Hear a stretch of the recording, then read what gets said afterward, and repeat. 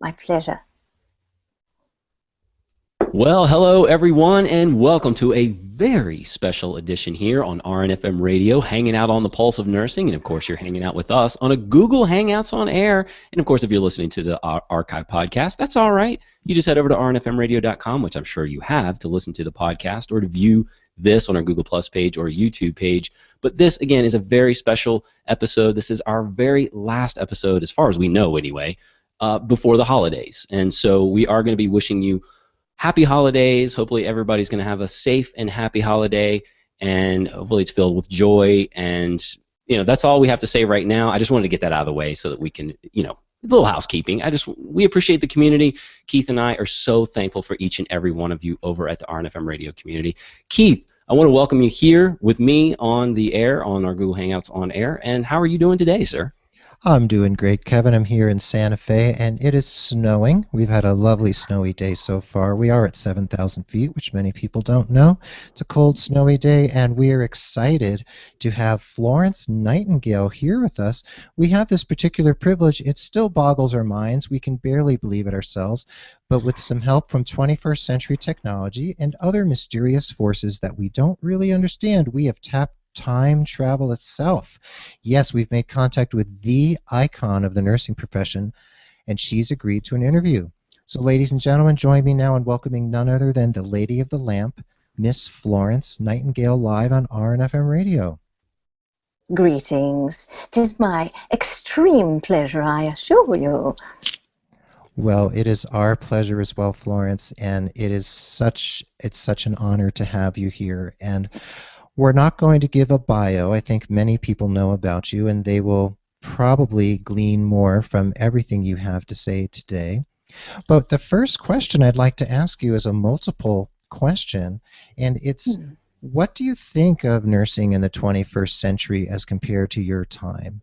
What are we doing right? What are we doing wrong? And do you feel we're headed in a positive direction as a profession?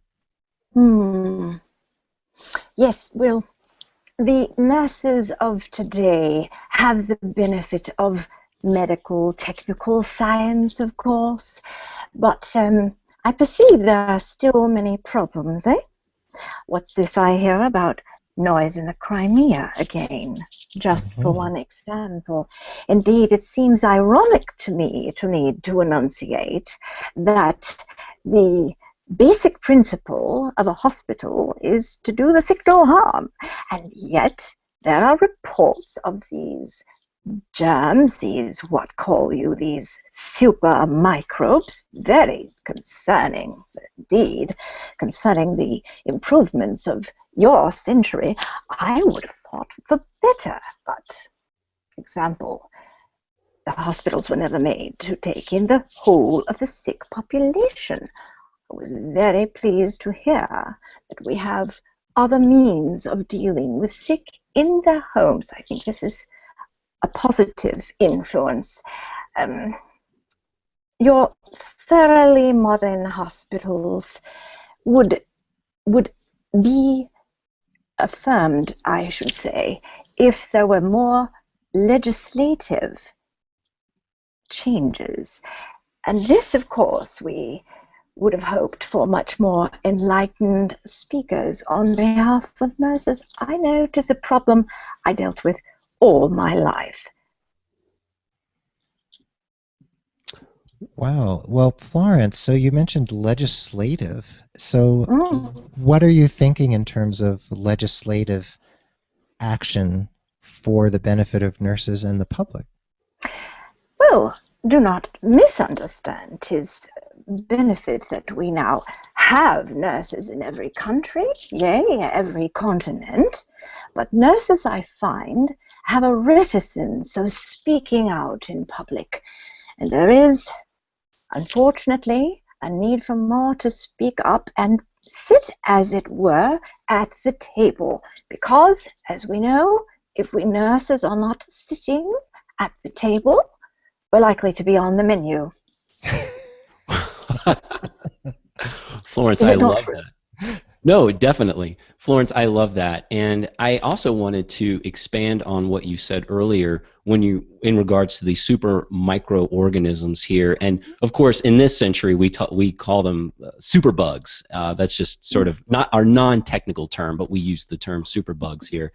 And I do see where some successes and some real gains in this area in the industry of healthcare is where we are able to provide telemedicine. Now that just means that we can serve people without actually seeing them in their homes, like being in their home, but we can do so as we would call virtually. As you and I are speaking to each other, we're not in the same place, but we can still see our patients via a camera and a microphone as you and I are talking right now. And then, of course, we can also get inside the home physically and really serve those patients, I think in some cases, or in many cases, a lot better to avoid exposure to these superbugs or those super microorganisms. Indeed. The question of, for instance, washing one's hands is taken away with this, as you say, virtual environment. Bully for you. Right. It certainly limits our exposure to these microorganisms. And even if I'm not feeling well, then I'm certainly not getting my patient sick either. And of course, obviously vice versa. Is a wonderful improvement, yes. However, I would say that there is one problem with that, and that is it is difficult to touch a person physically in the virtual environment, and so much of what we do is dependent upon not only eye-to-eye contact, which we can have right here, right now, but I cannot touch that person who is ill, who needs so much sometimes the effective touch of just another person. I think that this is better than nothing, but it is no substitute for being in person. Well, and I think, Keith, you would probably agree with this. We've talked about the healing power of touch, and we definitely, Florence, we agree with that 100%. And I even think that we are straying away from that approach as nurses. And I don't necessarily mean that maybe we don't actually want to do that. I don't think nurses really want to stray away from that, but we do get caught up so much in the technology and the fast-paced environments, and we might be taking care of more patients these days. Therefore, we have fewer hours in the day or really time to invest in that healing approach to actually just touch our patients. Yes, sadly. And that is a sad statement, Florence. And a lot of nurses say these days, working in the hospitals, like Kevin said, they're spending so much time documenting, which is important, obviously, for various reasons, and tending to machines and whatnot. And also the ratio of nurses to patients has changed dramatically. And that's something nurses actually will walk out of work because of those ratios. So how can nurses have a seat at that table so that they can alter the conversation so that they can actually have the time to touch their patients again? So what I hear you saying is that the problems of short staffing, incredibly long hours that might lead to what we call compassion fatigue, these problems have sustained us with the profession. Indeed, when we have these problems, I would say the essence is noxious byproducts. This is a burden of the reality of our profession. We are faced daily with the burden of sickness and death. Dealing with this, I would say, many nurses do not realize that we are at war. We have been, as it were, conscripted, knowingly or not, to fight in this war, each of us with our daily battles. And if we step away from the battle, fighting sickness and death, we can rest if we can replenish ourselves. Now, what is the recipe for that? Well, simple, similar to our patients. Nutrition, good nutrition, a bounty of sleep, peaceful contact with others. Unfortunately, that is a luxury that many of us do not have, this work-life balance. And there's a vicious cycle. And that is why being in community, as we are now with other nurses, is so desperately important to replenish one's spirit. We would say to rekindle the embers of the fire. I suppose you would say recharge one's battery? Mm-hmm. What do you think of that, Kevin? Recharging the nurse's battery. I definitely think that, Florence, you're hitting on something, a really key point is, yes, recharging our own batteries and really looking at this as a collective endeavor to combat these illnesses and to help our patient. Our patient is always at the top of the hierarchy, and we should all be, as nurses, as clinicians, and even any other healthcare providers that could be listening in or watching today, it should be a collective effort to move forward in a very fluid motion together to help fight these illnesses and help support these patients, rather than some of the harassment and what we would determine lateral violence in our own industry even today. And I'm sure, Florence, you might be thinking like, wow, we might have it easy here because of all the technology and all of the advances that we have. It seems like more of a cush job than maybe back in your time, dealing with times of war and very limited resources, whereas we seem to have unlimited resources available to us, yet we still have this harassment and lateral violence and burnout among our nurses. Well, this is a very complex topic. I must admit, when I was here bound to this mortal coil, I wrestled with these problems daily. I was unable to come to a resolution always, but I will say that when faced with the burden of the realities of sickness and death, my only answer is faith. Faith that somewhere, somehow, someone will work all things out for the good. I can say now that war is hell, and we are in a war. Now, when you brought up this incivility, what did you call that? Bully? A bully? Yes, well, yeah, when nurses or other clinicians, they argue back and forth or they bicker back and forth, and maybe they use some not so choice words for each other, maybe some name calling, whether that be direct or indirectly, or not really supporting each other as clinicians. Say, for instance, if you come to me and ask me questions about a particular patient and how to better support them, ultimately, my values is to obviously help educate you and to support you so that you can better support your patients. But in some cases, other nurses might say things like, well, you should already know that. You should have learned that in basic, in nursing school, rather than being very supportive. Right. It's a matter of belittling the other. And Florence, you may not realize this, but in the 21st century, there's a term called that we use, nurses eat their young. That older, more seasoned nurses, instead of taking the new nurses under their wing, will actually cause that new nurse to have a hellish life on the unit, as it were. These problems, unfortunately, were not unknown to me as well. It's a very complex problem. To paint it with too small a brush would not be to give it the respect the problem is due. Now, to begin with, we could look at the many facets from one viewpoint.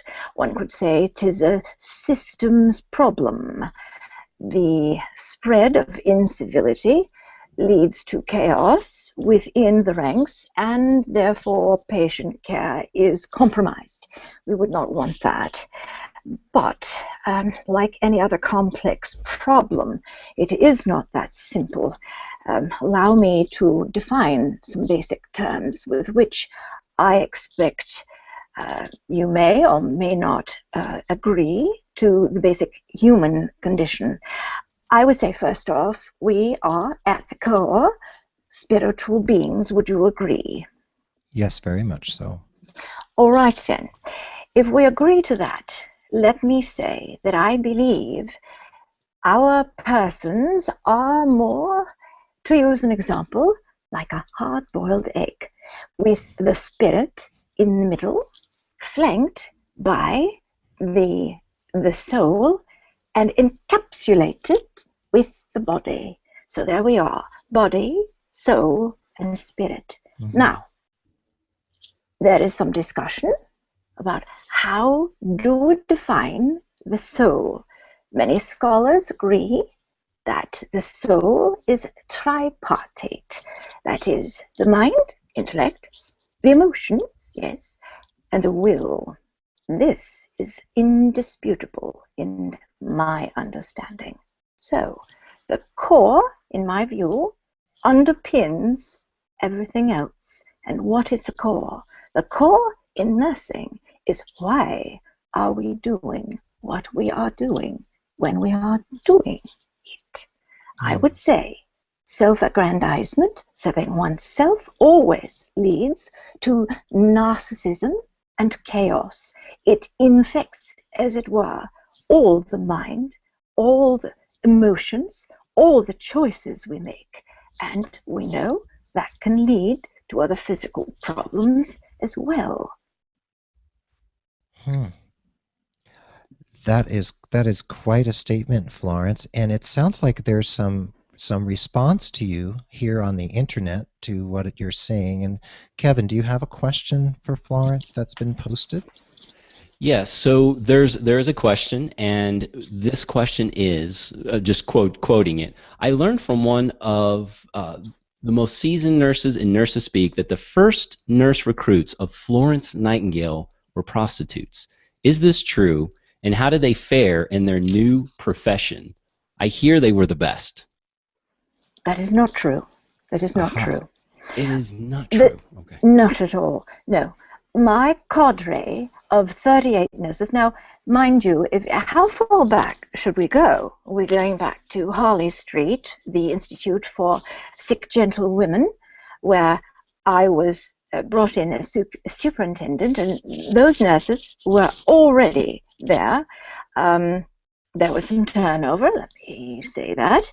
But I believe, if I might assume, that this questioner is referring to the cadre of 38 of us nurses who went to Scutari. If that is the case, I handpicked these nurses. There were 15 nuns. There were some other women who were not necessarily of good means, and what I needed to do, and what I did do, was I tutored them. I tutored them in reading and writing because that was a staple. I could not advance anyone to the position of nurse who had the skills needed, who could not read and write. So I cannot say about their positions beforehand, but 'twas known to me that they had been prostitutes unless there was a mighty conversion in their lives. And I will not say that that is not possible, but to my knowledge, none were. They were women of good account who needed work. Besides the nuns, there were the Episcopalian nuns and the Catholic nuns. And believe you me, if I had to choose between the two, I would take the nuns every day. Mm-hmm. And that is based on what I have just previously said. Because, you see, they were fixed on the goal. The goal was to serve. Right. Florence, thank you so much. I know that might have been a difficult question, but I agree. It sounds like you had a very high standard, prostitute or not, just that they were able to read and write and articulate and were intelligent women. And so we certainly appreciate that because we hold these same high standards. But also, Andrew Lopez, I wanted to shout out a question from him, and this is specific to the newer nurses in the industry. And so he asked, how can new nurses arm themselves to head off burnout and compassion fatigue? How can we educate new nurses especially? I would say to begin with the end in mind. Why are you choosing the profession of nurses, of nursing? Again, if it is for self-aggrandizement, or as we say, success, that is not the reason to be a nurse. No. We define success in nursing as serving. There are many opportunities, and do not mistake, everything you do is an opportunity, no matter how small, no matter how big. But I will also tell nurses of today that because you live in such a complex society, you must set your goals. Set your 5-year and 10-year goals. They may change in the midst, but as in any life's goal, one must have the goal in mind. That is, in any life assumption, one must have the goal in mind. So the goal is to learn as much as you can. We are always, this I think is one key problem that we had in my day, as perhaps you have maybe today, and that is the reason in my day I was actually against the licensing of nurses. I was afraid that if nurses gained a certain license, they would feel that they had reached the pinnacle of learning and would just shut it off. Not what happens in the professional nurse's life, as in any profession, should we not say. The goal is to keep learning and keep succeeding in our serving. It is not necessarily a popular idea. Mm-hmm. Well, Florence, that's an excellent point. And here in the 21st century now, nurses are continually learning, and we also have nurses who have advanced to what we do call advanced practice, where they can actually, as we would say, hang a shingle or open an office. And in 23 of our 50 states here in the United States, they can practice without a supervising physician. So what do you think of that change that we've seen, that advancement in nursing and the ability for these advanced practice nurses to be fully autonomous? Now, I would say that I agree that if one has the learning, the education, and then one should be able to practice to the full extent of one's license. Now, there sometimes arises a problem, no matter who you are, physician or nurse, and I would say we go back to the core. What is the problem? The problem might be pride. How would that play out, you say? Pride goes before a fall, remember. Mm-hmm. What is it that nurses must do? They must be generous with their knowledge and not be prideful in that. Nurses, we would say a certain percentage of the clients who come to the nurses must be referred to a physician for more care. Agree? Agree. Agree. If one is prideful and one does not expediently refer a patient, a client, when that needs be, this is a problem. This is a danger. This is self-serving, not serving the patient. So we must retain our checks and balances within this system. But overall, I think is a marvelous improvement. And I would say this about that, as I have for so many improvements within nursing and healthcare. I would rather die 10 times battling the surf, heralding a new change, than 'twere to be standing on the shore and be swept away by the tsunami that comes. Hmm. Well, Florence, I love what you're saying here, and I just wanted to expand on that topic a little bit. And I don't want to sound naive, but I really think that if advanced practice nurses within these states, within these 23 states, if there isn't really supervision, I almost see this as an opportunity or really more of a willingness to want to collaborate even further with another healthcare provider. Regardless of healthcare, there can be other modality or other professions out there, attorneys and plumbers and electricians and accountants. We all collaborate with each other. If we're stumped on something or we feel like we can't necessarily address this issue, then we would collaborate with our fellow clinician that may have that area of expertise, that may be a little bit more savvy in that position there. And so I really see it as an opportunity. With supervision, it may sound a little bit more restrictive. When we remove that supervision, we might even remove that sort of that obstacle of the desire to collaborate because we feel as equals. I would say the illustration that comes to mind right now, it is easier to think of this collaboration, inequality, as one might with the problem, again harkening back to nursing and healthcare professionals all being in separate battles, but we are all desiring to win the war, that the strands that we weave together would be the separate professions all working together.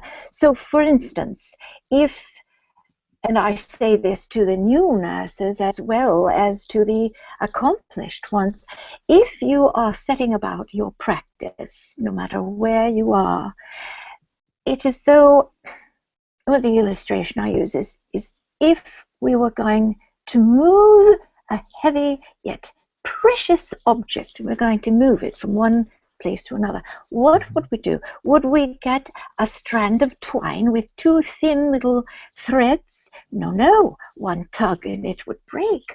We must have a thoroughly strong rope. And what is the rope made of?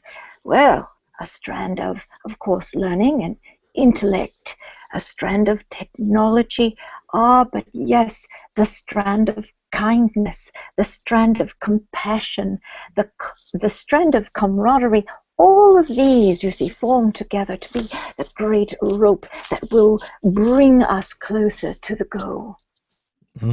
Florence, that is a lovely, lovely metaphor. The metaphor of the rope being those tendrils or twines that are knit together as almost like a tapestry to lift that heavy object. And our friend Andrew Lopez out there on the East Coast, he has another question for you. He says, Florence, do you feel that student nurses should join and follow conversations in popular nursing forums discussing both the positive and not so positive aspects of nursing? Is it better for them to enter the field with their eyes open so that they know what to expect? One might argue that to listen to undeterminate discussions of the evils involved were to taint the waters, as it were. But I would take another illustration from a military point of view. I beg your pardon, but you know, I spent so many years within the military hierarchy. And I did. And I would say that any soldier to go into a battle must be equipped with the precise tools, whatever knowledge he or she might have to help accomplish the goal, and know the traps, where not to step, and so forth. This can be, if taken rightly, with the right purpose in mind, very helpful. I would support it. Aha. So we could encapsulate that statement by saying that a certain amount of complaining and sharing of negative experiences is okay. However, we don't want to get carried away with the complaints so that we're focused on the negativity.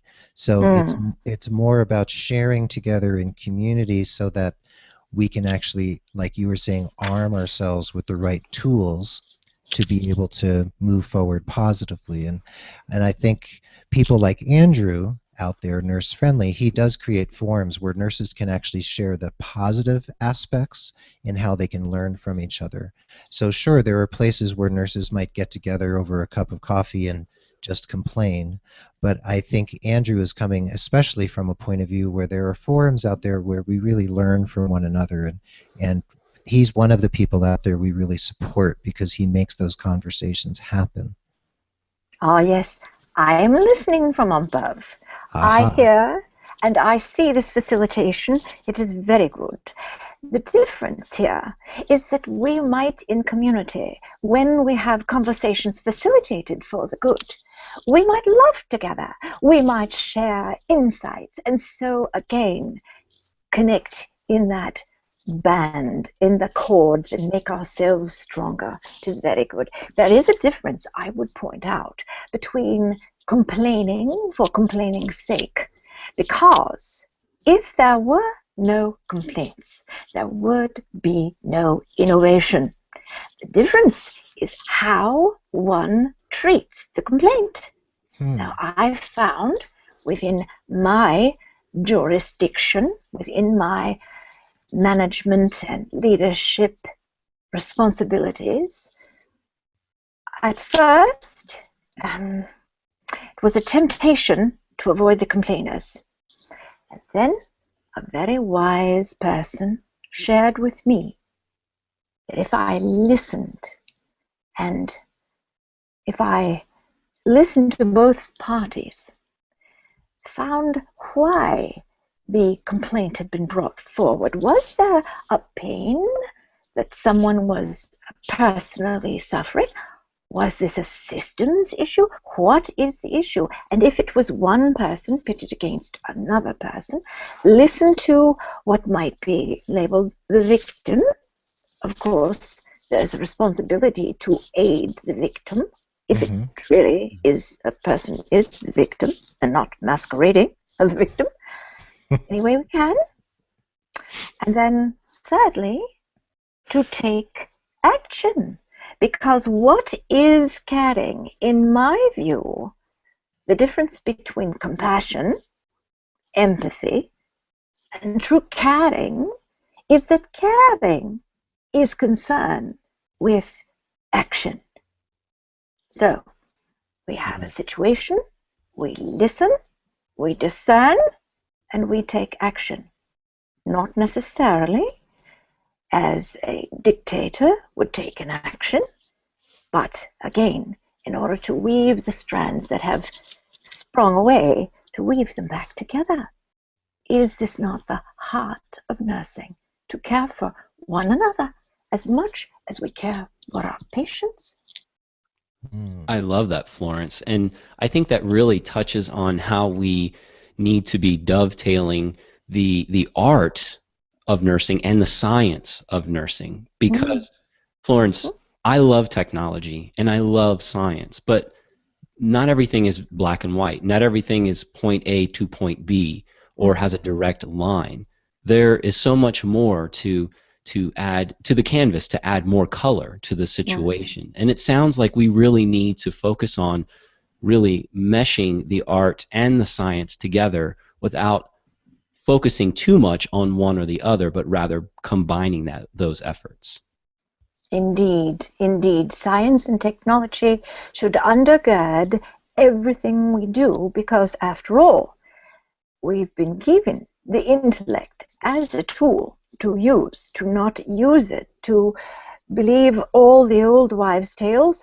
Well, there may be some truth in them, but that is what we do with our evidence-based science, is to find out and to separate the wheat from the chaff, as it were, in what it is in front of us. But I tell you, as I tell my new nurses, there are three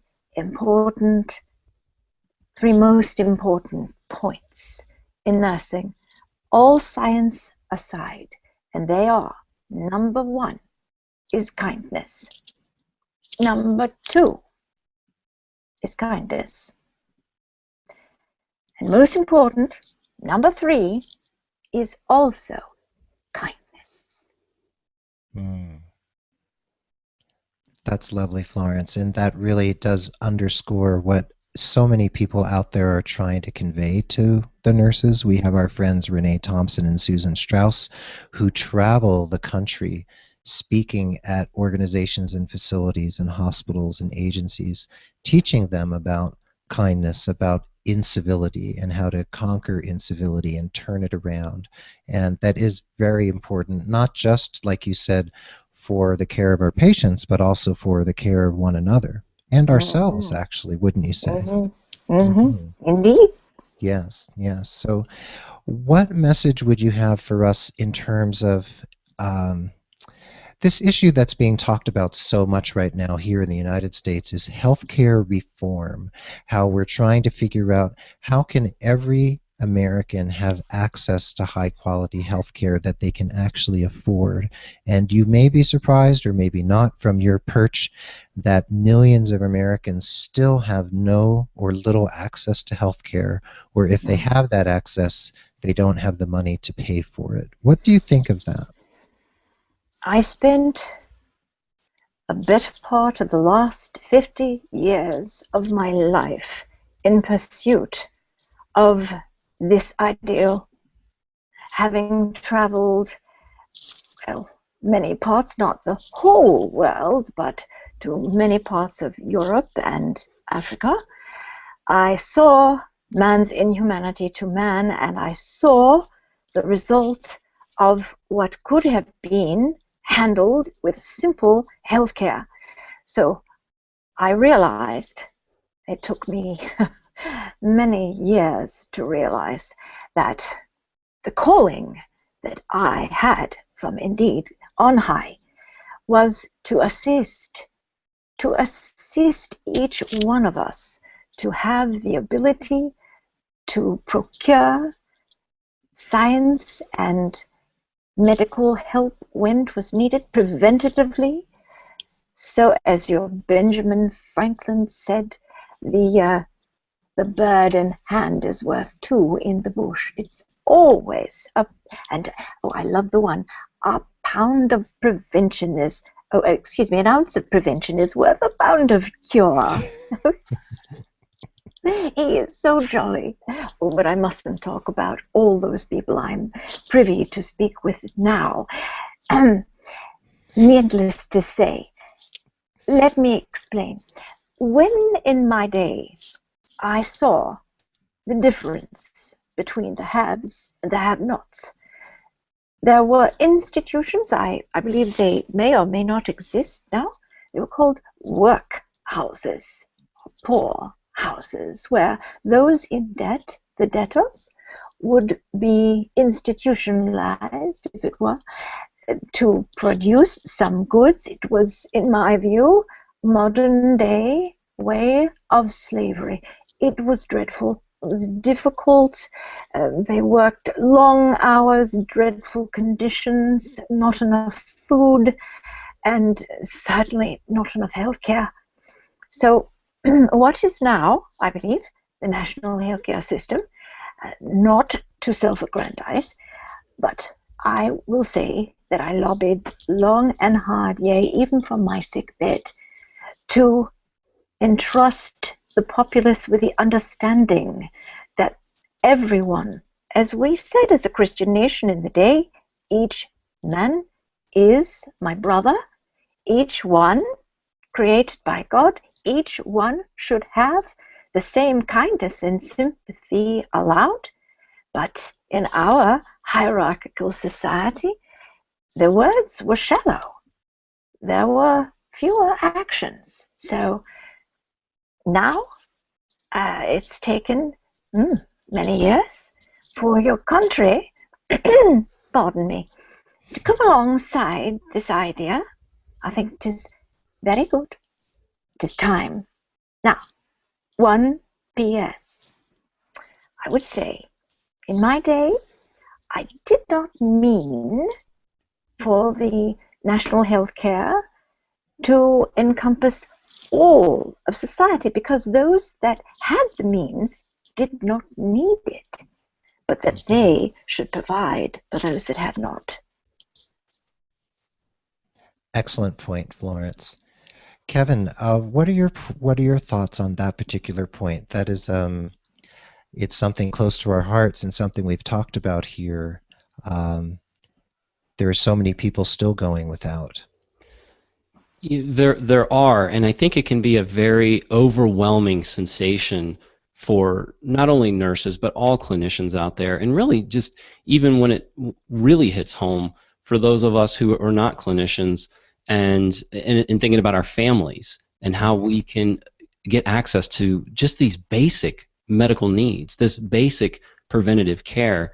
I know that I personally get frustrated when I come into situations, Florence, where if you didn't know this, for diabetes, hyperglycemia, high blood sugar, we're actually seeing these situations in pediatric patients, in children.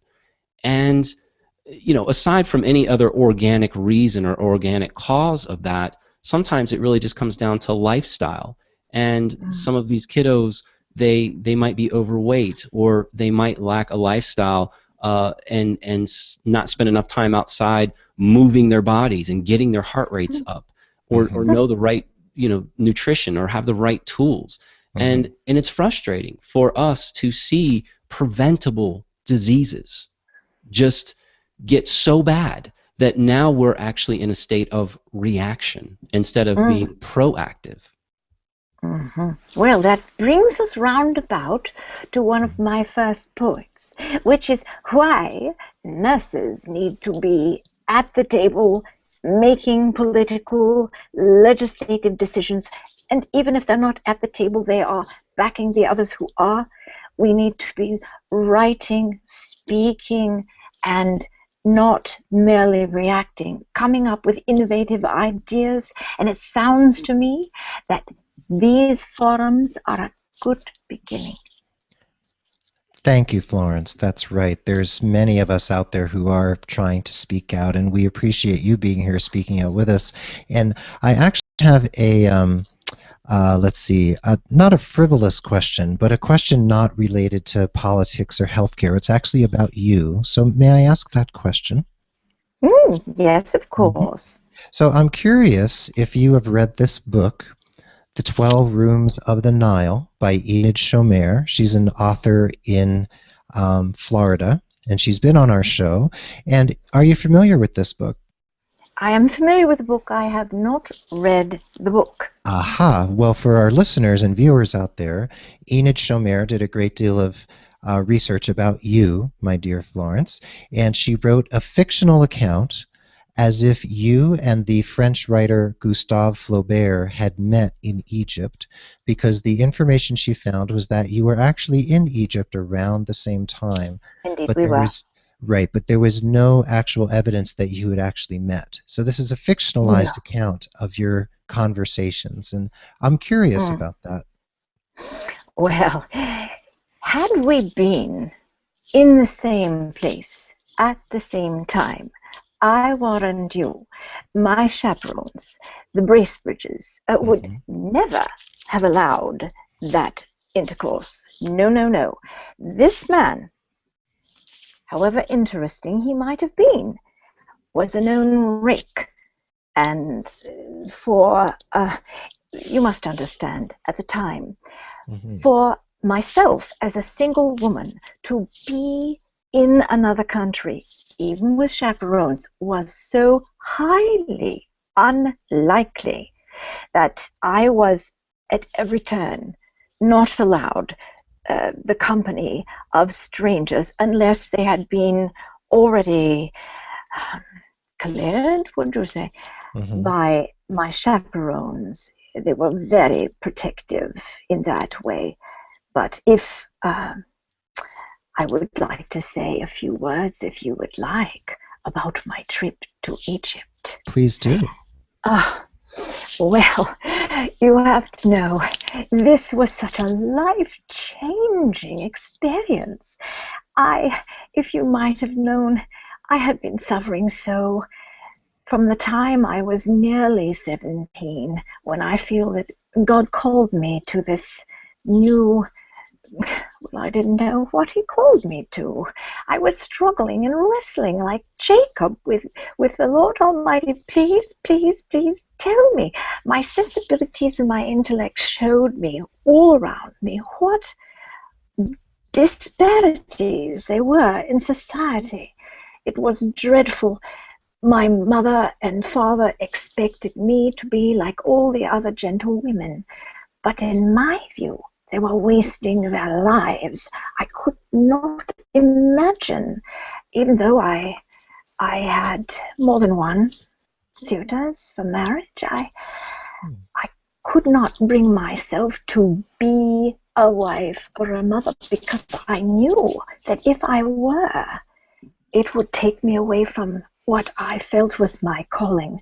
You know, as St. Paul said, 'twere better to be single if one was to accomplish a certain goal, if the Lord has put him there.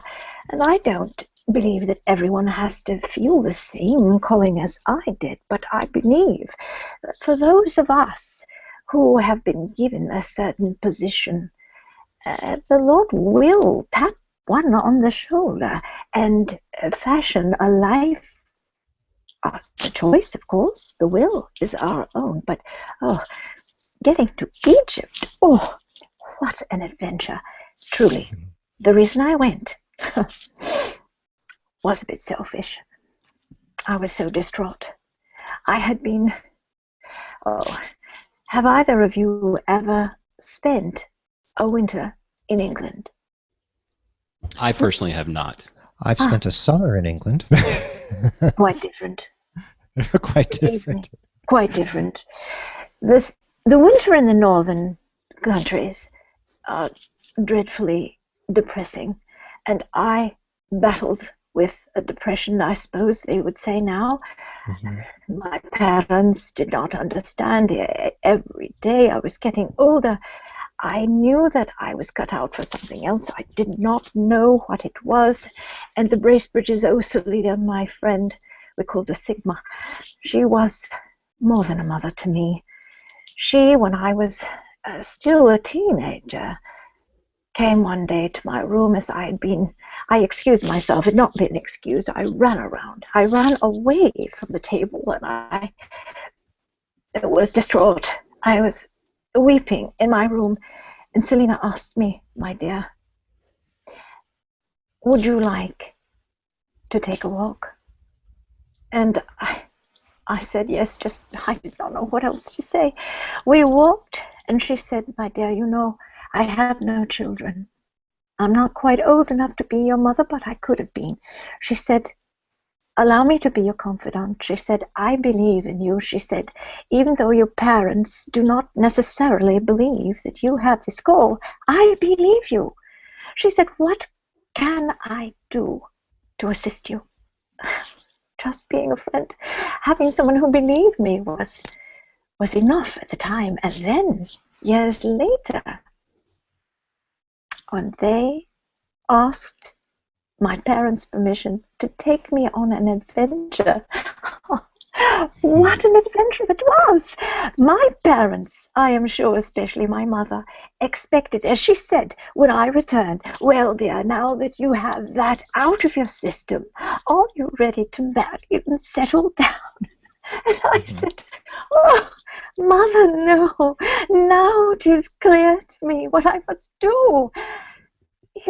Well, they had read all my letters that I sent from Egypt, and I saw that being a tourist there was so different than the tourism that my parents and I and partly had gone on our travels to Italy and France, where one at every turn sees the art, the beauty, that has risen forth from civilized man.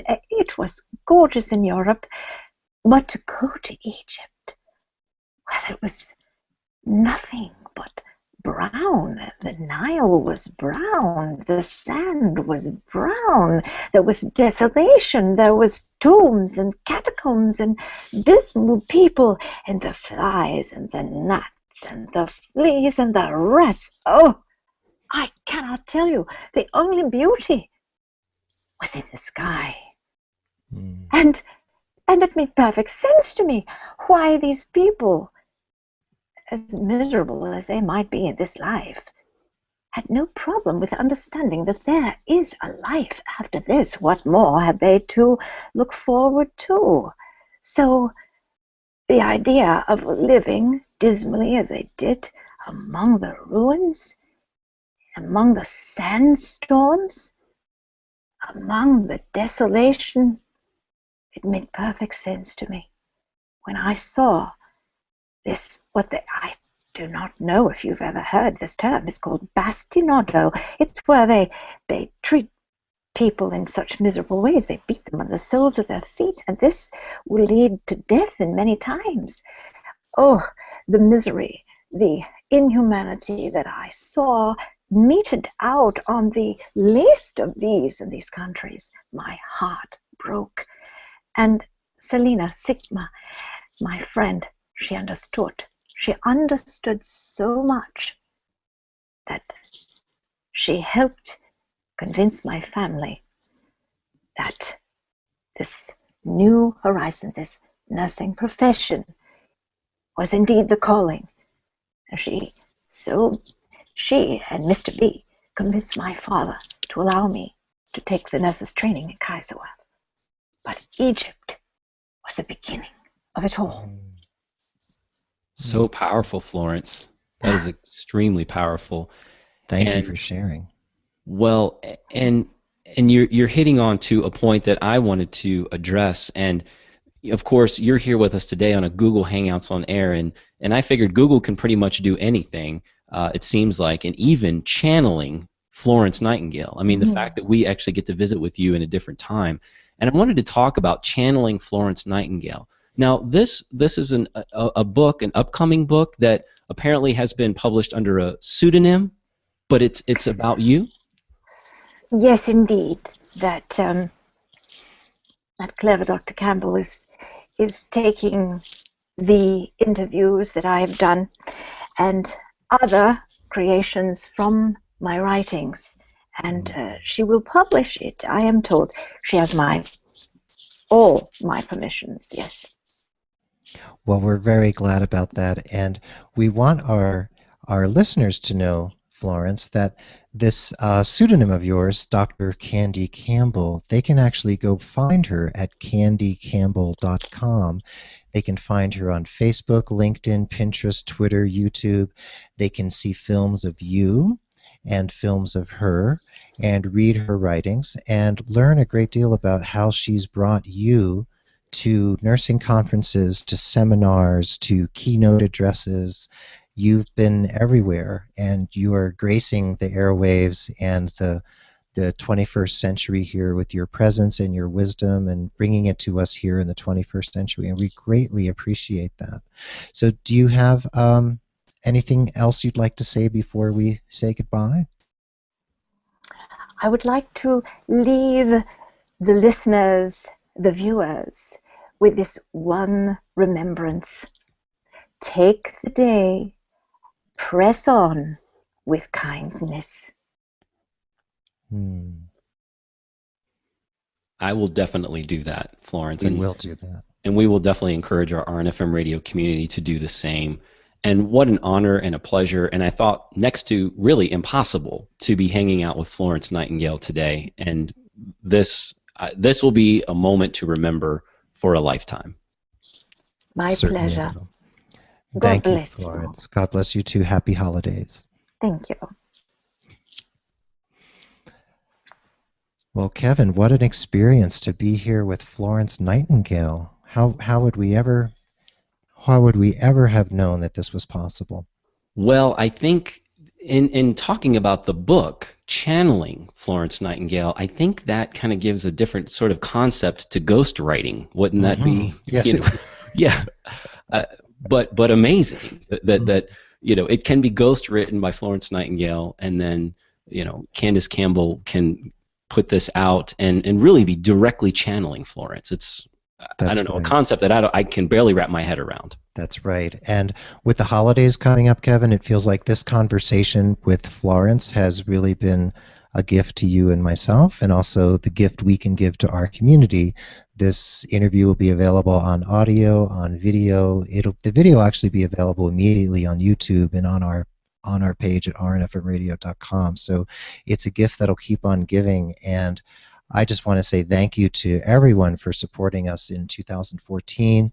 And it's just been a wonderful ride. We're heading into our third year, Kevin?